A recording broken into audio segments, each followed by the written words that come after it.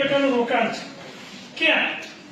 કાચી જમીન, એને થયેલા ફાઇનલ પ્લોટ, દુકાન, ઓફિસ, ફ્લેટ, ટેનામેન્ટ, બંગલો, આ બધું જે રોકાણ છે રિયલ એસ્ટેટ. રિયલ એસ્ટેટમાં અલગ અલગ રીતે કેવી રીતે કમાઈ શકે?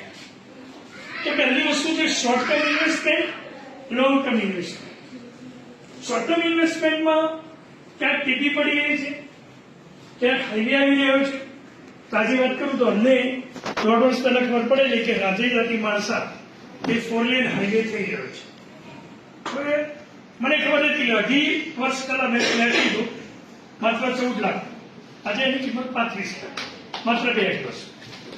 એના પહેલા મહાત્મા મંદિર રોડ, વાત કરું છું 2010, ગાંધીનગરમાં સિંગલ રોડ હતો, ખ રોડ કહેવાય, મહાત્મા મંદિર રોડ.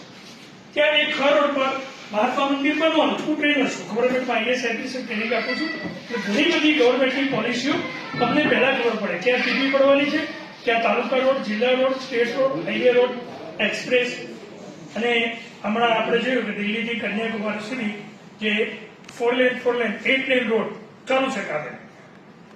હવે મહાત્મા મંદિર રોડ પર માત્ર 1 વીઘો જમીન લીધેલી, એની કિંમત 1 કરોડ હતી. આજે એની કિંમત 30 કરોડ છે, માત્ર 15 વર્ષ. મારા નામે છે 1 વીઘો જમીનની 1 કરોડની કિંમત 30 કરોડ. શામળાજી હાઈવે ડેવલપ થવા